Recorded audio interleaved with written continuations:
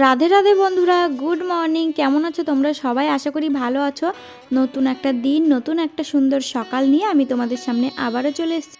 আমি তো তোমাদের বলে দিলাম আজকের সকালটা সুন্দর, কিন্তু মনে হচ্ছে তোমাদের দেখে যে আজকের সকালটা সুন্দর?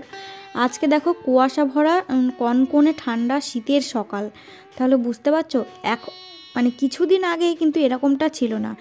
বেশ কয়েকদিন ধরে, মানে সপ্তাহখানিক ধরে এরকম শুরু হয়েছে। প্রতিদিন সকালবেলায় ঘুম থেকে উঠলেই দেখা যায় যে 7টা বেজে যায়, তবুও যেন কুয়াশা ধেয়ে আরও বেশি ঘরের মধ্যে ঢুকে পড়ে।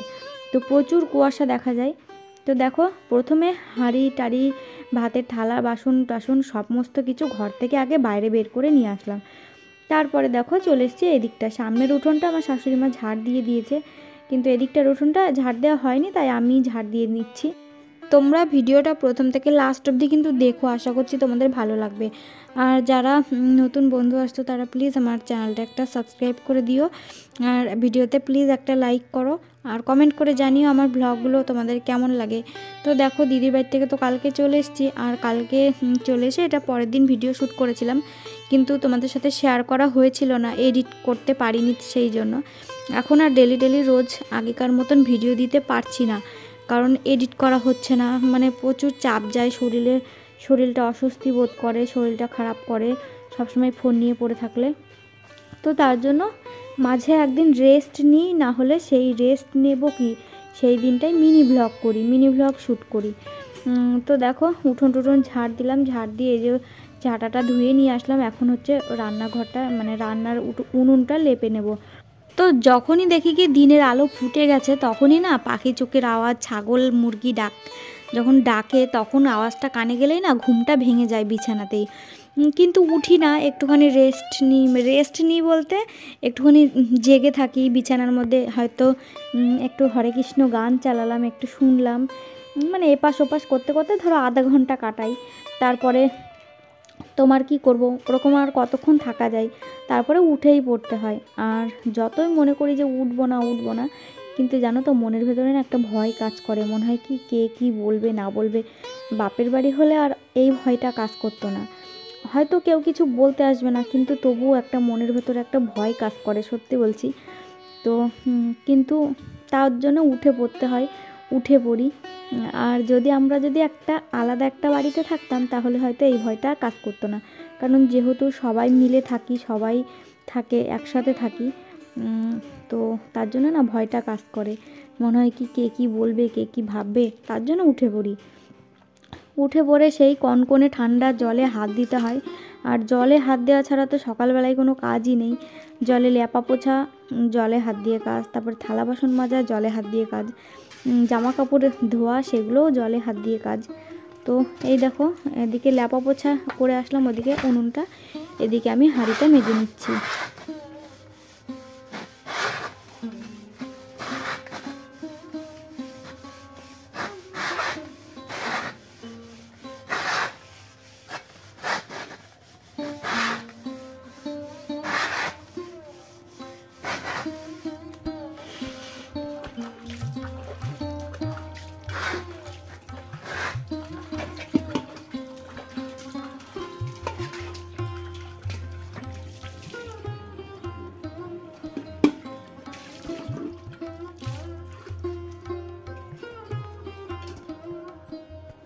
আমি জানি তোমরা যারা আমাকে অনেক ভালোবাসো তারা খুব কষ্ট পাও আমি এরকমভাবে ঠান্ডার মধ্যে এই প্রেগনেন্সি নিয়ে এই অবস্থায় উঠে কাজ করি। আমি মনেই এরকমটা করি, আর কাউকে আমি সত্যিই দেখিনি ভিডিওতে। যে আমি তো অনেকেরই ভিডিও দেখতাম, কখনো দেখিনি যে এরকম অবস্থাতে এরকমভাবে, মানে ঠান্ডায় উঠে এরকমভাবে কাজ করতে। কিন্তু সত্যি নিজের কাছে নিজেরই কেমন লাগে, কিন্তু কেমন লেগে হবে কি বলো তো। মা থাকলে হয়তো বলতো যে করতে হবে না, হয়তো উঠতে হবে না, ঠান্ডা জলে হাত দিস না, এগুলো হয়তো বলতো। শুধু সকালবেলা উঠে যে কাজকর্ম করি সেগুলো তো না, আবার আমার একটা মেয়ে আছে, মেয়েটাকে একটুখানি উঠাবো, উঠিয়ে মুখটুক ধুইয়ে সোয়েটার জামা পরাবো, সোয়েটার জামা পরিয়ে মুখটুক ধোয়াবো, তারপরে হচ্ছে তোমার ওকে খাওয়ার দেওয়া, ওকে টাইম মতন স্কুলে দিয়ে আসা নিয়ে আসা এখন আর করতে হয় না, ও একাই চলে যেতে পারে, কিন্তু তবুও একটু আগিয়ে দিয়ে আসা, ওর পেছনে একটু সময় দিতে হয়। তো এইগুলো আছে। তারপরে দেখেছো সকাল সকাল আমি বাসি নাইটিটা চেঞ্জ করে তো কতগুলো জামা কাপড় না ভেজানো ছিল, মানে যেগুলো পরে অরিত্রী বেড়াতে গেছিলো সেইগুলো, আমি যেগুলো পরেছিলাম নাইটি একটা নিয়ে গেছিলাম, তো সেইগুলো ভাবলাম একটুখানি সার্ফের জল দিয়ে একটু ভিজিয়ে রাখি, একটু পরে কেচে দেবো। তারপরে অরিত্রীর পাপা বললো আমি কেচে দিচ্ছি, তোমাকে আর কাচতে হবে না। তারপরে ও বললো একটু পরে আমি কেচে দেবো, তার জন্য আমি ধুয়ে দিলাম, আমি আর কাচলাম না। এদিকে দেখো আমি ভিজিয়ে রেখে ব্রাশ করতে লেগে পড়েছি। আর আমাদের না, আমি যে অরলের গাছটা লাগিয়েছিলাম, বীজ নিয়ে এসে লাগিয়েছিলাম, সেই গাছটাতে না এত ঠান্ডার কারণে ফলগুলো না কেমন যেন মরে যাচ্ছে, জানো তো, ফলগুলো না দাঁড়ালো না। আর এদিকে দেখো আমাদের ধান নিতে এসছে, মানে ধানগুলো সব বিক্রি করে দিল, ধান নিতে এসছে। তো বাসি নাইটিটা চেঞ্জ করা হয়ে গেছে। তারপরে দেখো কাজের তো শেষ নেই, কতদিন হলো গোপালকে সেবা দিচ্ছিলাম না, সকালবেলায় তুলাচ্ছিলাম না, কিন্তু এখন আবার স্টার্ট করেছি। কেন বলো তো, গোপাল একই সিংহাসনে ছিল তো তার জন্য। কিন্তু অরিত্রীর পাপা কত সুন্দর একটা গোপালের জন্য ঘর করেছে, চলো তোমাদেরকে দেখাবো। তোর আগে তুলসী পাতা ফুল এগুলো একটু তুলে নিই, তো শুধু সকালবেলাটাই দিতে পারবো, দুপুরবেলায় আমার শাশুড়ি মা দেবে আর রাতে অরিত্রীর পাপা দেবে।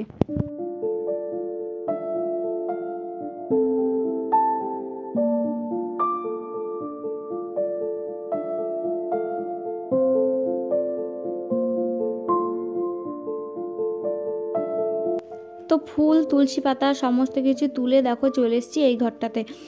এই ঘরটা না এখন আর তো থাকা হয় না, আর তোমাদের সাথে বেশি একটা শেয়ারও করা হয় না, কুয়াশার জন্য দেখো ঘরটাও কেমন যেন কুয়াশা কুয়াশা ভাব লাগছে, মানে টিনগুলো তো কুয়াশা পড়ে গেছে। এই শীতকালে টিনের ঘরে যদি থাকতাম তাহলে প্রচণ্ড ঠান্ডা লাগতো, হেভি শীত, জানো তো এই ঘরে শীত লেপ, দুটো লেপ তিনটে লেপ নিলেও শীত যেন যায়ই না। শীতকালে এত ঠান্ডা, কিন্তু গরমকালে ভীষণ আরাম এই ঘরে, জানো তো। ভাবছি আমার পুচকু তো গরমকালেই হবে, তার জন্য ভাবছি এই ঘরে একটা সরু করে চৌকি মানে বানাতে হবে, ঠিক আছে, না হলে তো 5 জন আর এই ঘরে হবে না। আর আমি তো এবার বাপের বাড়ি যাব না, আমি এখানেই থাকবো। তো তার জন্য অরিত্রীর পাপা বলেছে একটা সরু করে চৌকি বানিয়ে ওই চৌকিটার সাথে সেট করবে। তো দেখো এদিকে অরিত্রীর পাপা কত সুন্দর হাতের কাজ জানে, দেখেছো, একা একা নিজে নিজে কাজ দিয়ে ঘর বানিয়েছে। আমি তখন বাড়ি ছিলাম না, আমি দিদির বাড়ি বেড়াতে গেছিলাম। আর আমার গোপুসোনাকে এই ঘরের মধ্যে রাখা হবে, মানে আলাদা করে ওর একটা সিংহাসন বলতে পারো। আমি পুজো দিতে পারি না তো ওই সিংহাসনে থাকে, তার জন্য ওর জন্য একটা আলাদা করে সিংহাসন মতন বানিয়ে দিয়েছে। তো দেখো গোপুসোনাকে তোলালাম, তুলিয়ে এখন একটুখানি আদর করে দিচ্ছি, আদর করে তারপরে চোখ মুখটা একটুখানি ধুইয়ে দেবো, ধুইয়ে দিয়ে তারপরে আমি গোপুসোনার ঘরে বসাবো, বসিয়ে ওখানে হচ্ছে সেবা দেবো। তো তারপরে হচ্ছে মাথার যে পাগড়ি, তারপরে হচ্ছে তোমার চুল, এগুলো সব মানে ঘুম পাড়ানোর সময় তো এগুলো সব খুলে রাখা হয়, না হলে না এমনি ওরকমভাবে যদি শোয় না ওগুলো সব খুলে যায় এমনিতেই, তার জন্য ওগুলো খুলে রাখি, রাত্রেবেলায় খুলে রাখে অরিত্রীর পাপা। আমি আবার এই যে সকালবেলা করে পরিয়ে দিলাম, ওগুলো সব সুন্দর করে পরিয়ে সাজিয়ে দিলাম।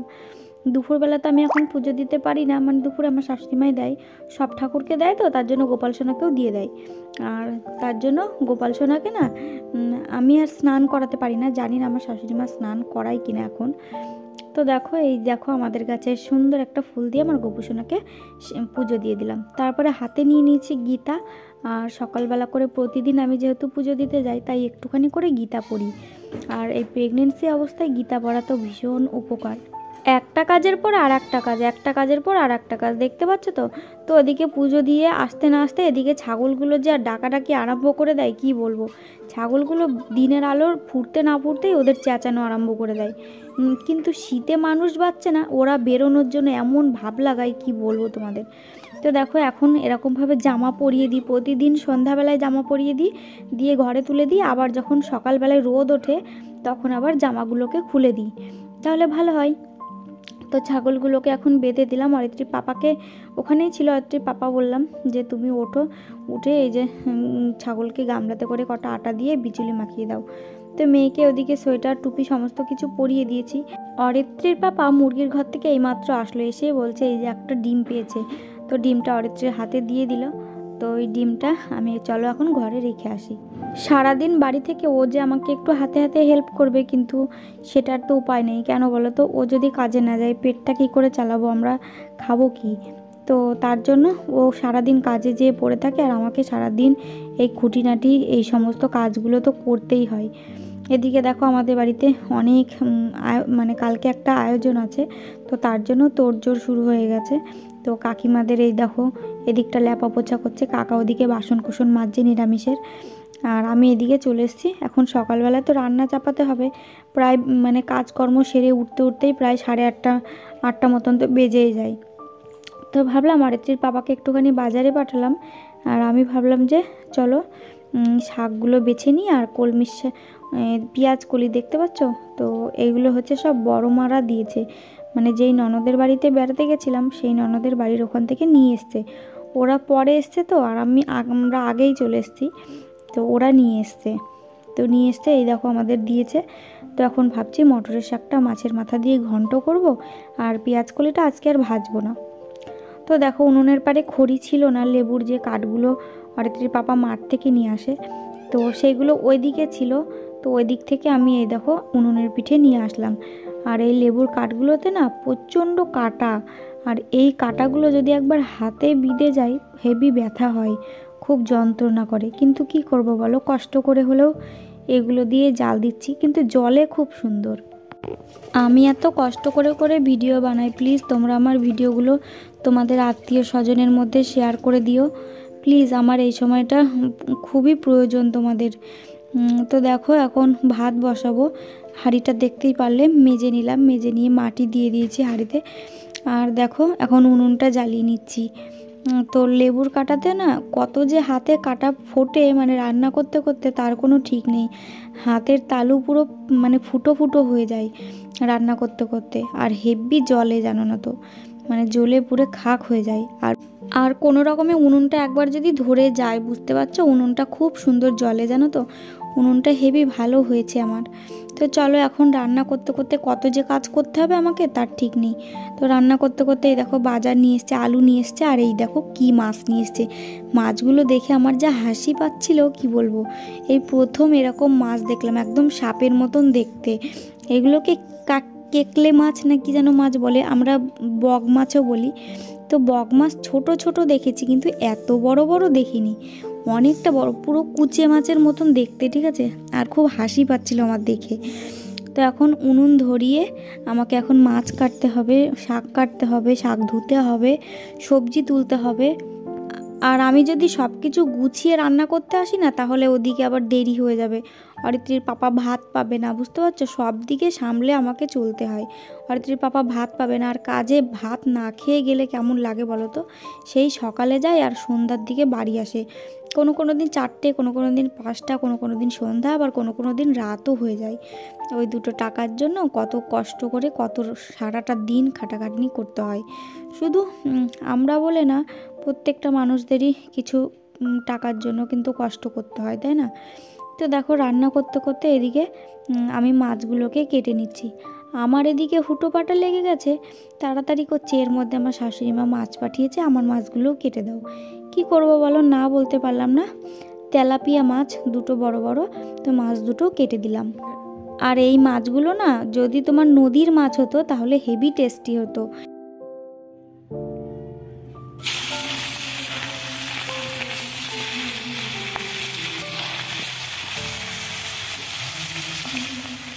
তো মাছগুলো যদি নদীর মাছ হতো তাহলে হেভি টেস্টি হতো, আর এখন যেহেতু মাছগুলো সমুদ্রের মাছ নিয়ে এসছে, তো টেস্টি আছে কিন্তু অতটা না।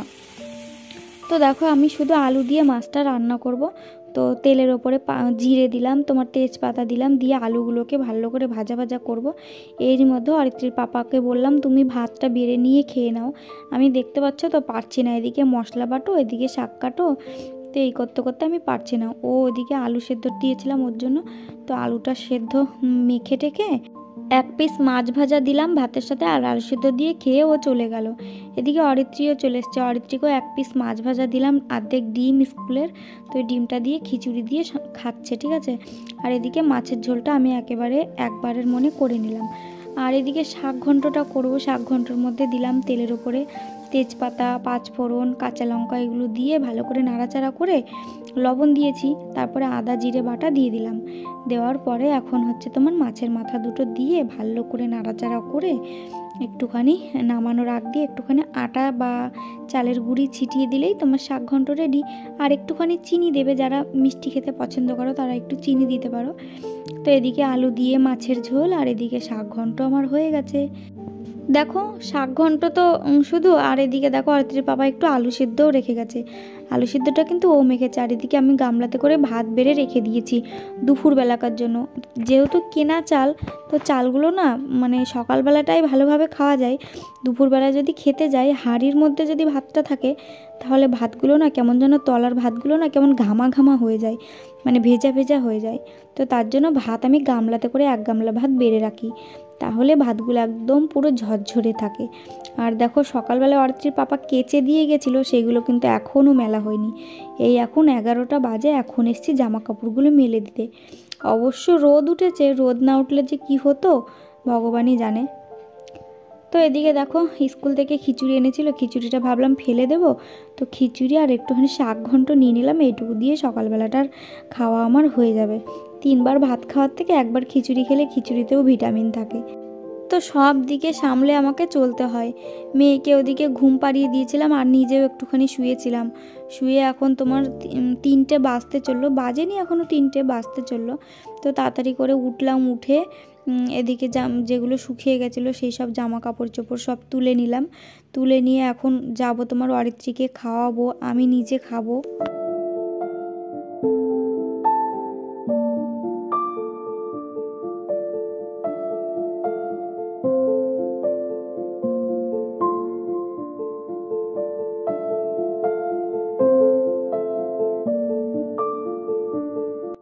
জীবনে সুখ দুঃখ সবটাই আসবে, তো দুঃখকেও যেমন আমাদের মেনে নিতে হয়, তেমন সুখটাকেও সবার মধ্যে ভাগ করে নিতে হয়।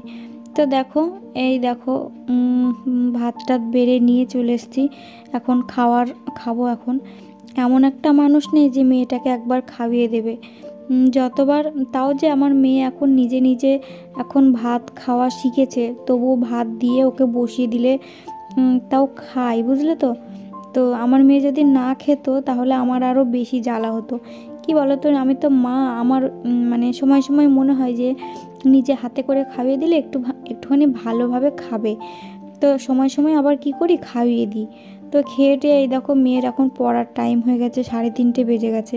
তো ওকে একটুখানি আগিয়ে দিয়ে আসলাম, ওই যে ওই বাড়িটা দেখা যাচ্ছে, ওই বাড়িটাই ও পড়তে যায়। আর জানো তো বন্ধুরা, বেশ 3-4 দিন হয়ে গেল জলই আসে না। তো আজকে হঠাৎ বিকেলবেলার দিকে জল এসছে। তোমার অরিত্রীকে পড়তে দিয়ে এসছি। অরিত্রী দিদি বাড়ি নেই, মানে যে দিদি পড়ায় সেই দিদি বাড়ি নেই, কলেজে গেছে। সেই দিদি হচ্ছে আজকে আর পড়ালো না, তার জন্য দেখো ও বাড়ি চলে এসছে।